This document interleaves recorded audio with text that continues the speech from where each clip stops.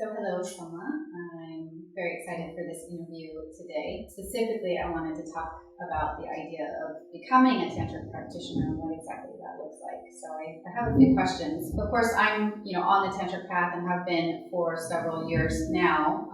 But I'm just kind of thinking back to when I was a very beginner and all the questions and confusions that I had back then. And I thought it would be good to do an interview with you and to kind of talk about some of these questions that popped up early on the tantric path. I thought maybe it could be really beneficial for our viewers who are maybe debating whether to join the tantric path or who have just started and maybe have the same questions. Well, if people want to know what does it mean to be a tantric practitioner, it means a few things. Well, first of all, you need to understand some of the basic principles of Tantra. You can do Tantra in your life if you don't know what it is. So usually people take a few courses, they study what Tantra is all about, the energy, the way to work with energy, how to use it in every aspect of your life, and then they start applying it. The application means that, first of all, the person understands or tries to be more aware of what their own needs are. That means, what is it that I want to achieve in this life? And many people discover as they start the practice of Tantra that their needs may change as they develop. For example, in the beginning, people come to Tantra many times because they're very curious and they want to learn about the sexual teachings of Tantra. So as they go into that and they start seeing results and the sexuality transforms and they have better orgasms, better relationships, whatever comes there, they start realizing that suddenly there is a yearning internally to learn more. They realize it's not the end all be all just to have great sexuality. I mean, nothing wrong with that, it's great, but there's more we can learn. And then they start exploring more and applying more in their lives. Ultimately, I would say a tantric practitioner is a person, or a man or a woman, who choose and feel that Tantra is so beautiful, comprehensive, and it's a doctrine that can really guide so many aspects of their lives that they start applying it. What would that mean practically? Their sexual practices will become more energy-based, more conscious approach to sexuality. When they are doing their own personal yoga practice, which is a tantric yoga style of doing yoga, they will notice that because of the type of yoga, which is again energy-based, that's what Tantra is all about. As they do this energy-based type of yoga, they start having a lot of effects within their own bodies. They notice energetical shifts and changes within them. They start becoming more and more aware of these centers of energy in the body, which the yogis and the tantrics call chakras. And as they do that, they start seeing the correlation between their own chakras and the equivalent levels of energy in the universe, because the human being and the universe are actually identical, energetically speaking. And then, as a result of that, they start having a better understanding of their own reality, the universe around them, how people behave and why people react or behave in certain ways, and that makes them again transform. It's a step-by-step shift as you kind of grow from a seed to a full-bloom, let's call it flower. As that develops more, you start realizing that you can apply almost in every aspect of your life the tantric principles. For example, you can even change the way you sleep through Tantra. You study in Tantra the Yoga Nidra techniques, where it is basically a type of yoga or tantric approach to sleep, which makes you sleep even then more conscious, more powerful. You can learn about astral projection, you can learn about many things. Then you can even change the way you do any action in life by learning the Karma Yoga type of approach, which is again part of the tantric teaching. And then by doing that, you can learn how to act without producing very much negative or any harmful kind of karma, which is an incredible way to learn to change the nature of every action that you do. And that can apply also, of course, to relationships. Because in relationships, usually most individuals, and if we talk about the average bourgeois type of relationship, then usually the relationship is very much focused on what are the needs of every part of the family cell or the relationship, the couple, and then the individual simply is focusing on their needs and trying to see how they can help others in the family to achieve their needs. That's all very good. But in Tantra, you take it to a whole new level. First of all, the relationship starts having more spiritual aspect to it. For example, you look at your partner and you don't just analyze what can she do for me, what can I do for her, and that's that. If she's cooking, I should be cleaning or something like that. It becomes more, can I see her as something more than just a partner or just someone whom I'm sharing my life with? Can she actually be a channel for something divine? Can I be a channel for something divine? And together we can elevate the relationship into something incredible, deep, powerful, comprehensive, that makes life so much more rich, the relationship so deep. How many of us yearn for true love, for an amazing romantic experience? And everyone complains usually that after the first 6 months, 1 year or something like that of the relationship, if you're lucky the first few years, then slowly it kind of dies down, and then either you have kids or you have business or you have work or whatever, a career basically. And then it becomes more of a kind of, how shall I call it, like roommates or something, like partners who share life. And we all have this nostalgia. Where are those wonderful romantic moments? And how can we keep the relationship more alive and more rewarding? So Tantra can apply to that as well. Tantra can also apply for other aspects of life. What kind of a diet that you eat? Can you have a diet which is more energy-based, that can help you energetically to purify, to elevate yourself energetically, and yes, even to reach spiritual success? So as you can see, Tantra will, when you get into it, really have an impact on every aspect in your life.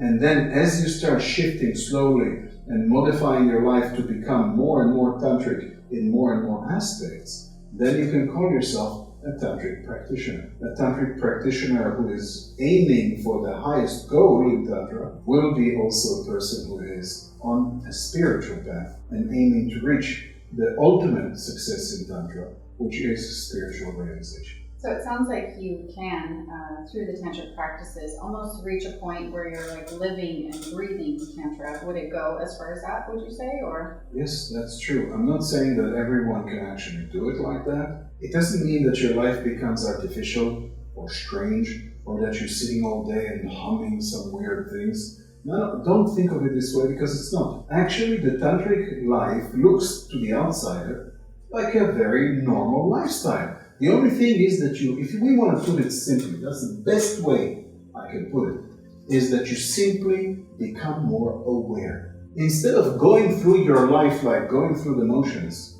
and just hoping that there will be once in a while some moment where you are actually feeling more exalted, instead, you can make every moment of your life more exalted. By having more self-awareness, you are first becoming more aware of the energy, how it plays within you and outside of you, and how you can even control the energy. And then it becomes a spiritual experience. Wouldn't that be worth it? Why do we want to go through life like we are daydreaming? That's what happens. That's why the ancient masters said, you are living a dream. You're like an ignorant person. Buddha says you need to wake up. Tantra, through the use of energy, can alert you and bring you to a conscious interaction with the world, with yourself, and then you are a more awakened person. You are then truly alive. That's the aim of Tantra. That's what it actually means to be a tantric practitioner. So then you don't necessarily have to give up like daily life or your family or a job or children. On the contrary. It's actually when you are sleepwalking through life, then you are actually giving up. That's the easiest way to do. Just let go and say, whatever, I don't care about this. This is already boring. That doesn't attract me anymore. I'll just go through the motions. And living in your life through the tantric practice, then you are actually really living, and that's what we're trying to achieve here. So I can have my one foot in the worldly world and one foot in the otherly world, so to speak, and be able That's very true. In fact, this is one of the basic principles of Tantra.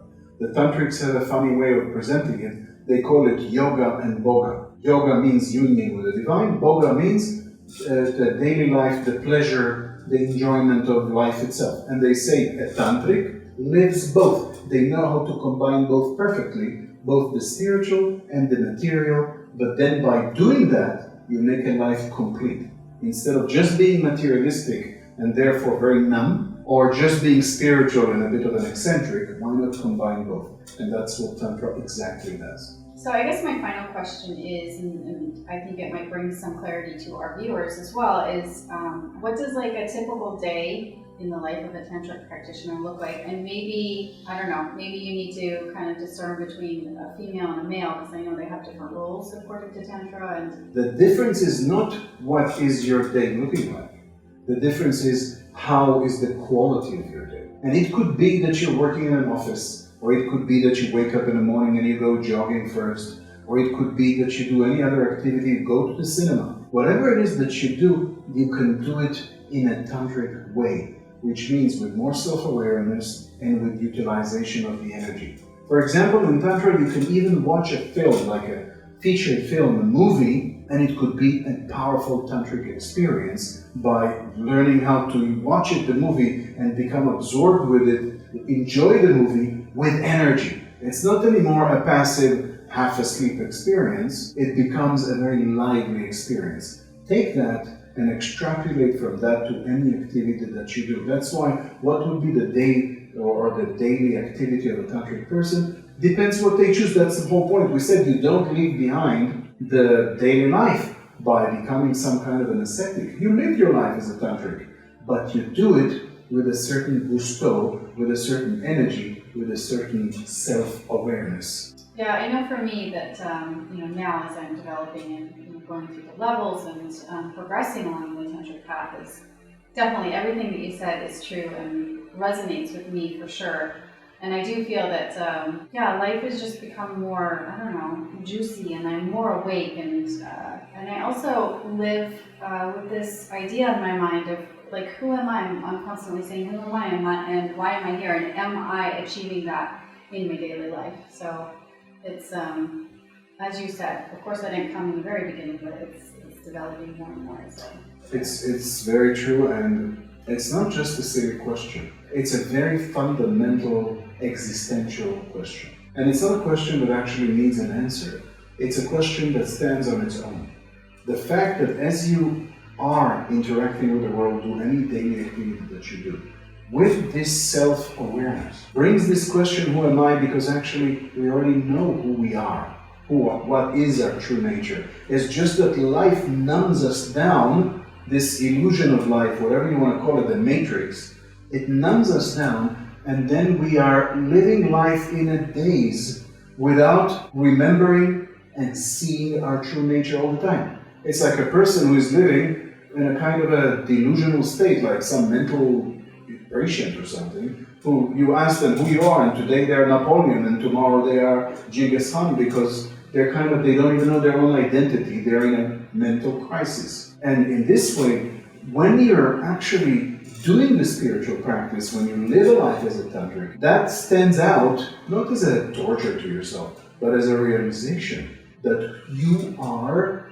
beyond just the flesh and blood. You're beyond your emotions, you're beyond your energy, you're beyond even your mind. And that identity is so important to realize, because this is why Tantra says, or yoga, or Buddhism, or any spiritual teaching, they say what you need to realize is yourself. That's why they call it self-realization. And that's what you're experiencing, is the beginning of this self-realization. That's what happens in spirituality, that's what happens in Tantra. So I guess my final question is, and I think, again, this might be applicable to our viewers, you've mentioned a lot about spiritual practice. Does that consume my day, or is that just a few hours a day? Like, what does, again, as a tantric practitioner, going back to kind of that original question, how much spiritual practice are we talking about on a daily basis? Well, this is a very necessary element of a tantric practitioner's life. And the truth is very simple. You can't expect progress if you don't put the work in. Just like anything else in life, if you're playing a violin or any musical instrument, or whatever your profession is, the more you apply yourself to perfecting your skill, the faster you will progress and the better will be the results. So in that way, we are not able to ignore the need for actually doing spiritual practice, preferably daily. Some people I know, some of our students, who are putting 3-4 hours a day of spiritual practice. It's not hard work, they enjoy it. It's beautiful to do the meditation. It's beautiful to do the pranayama. They actually benefit so much from it that they enjoy it. If somebody would tell you need to do, 3 hours in front of YouTube per day, many people will say, well, I think I can do that. That's not difficult. I like this practice. Because you don't have to do much. You just sit there like a zombie and let the images float in front of your head. But when you're doing Tantra practice, it can be as amazing, as rewarding, probably a lot more than a YouTube or Netflix experience, but it will also give you something in return. It doesn't just take your attention and give you nothing in return, just steals your time. Instead, it is the most important investment you can do in your life. And that's why it's a simple matter of how much and how fast you want to progress. If a person has only 30 minutes per day, then do 30 minutes per day. You choose how much time you have, how much aspiration and thirst for progress you have, and that's what you put in, and the results will be proportionate and accordingly.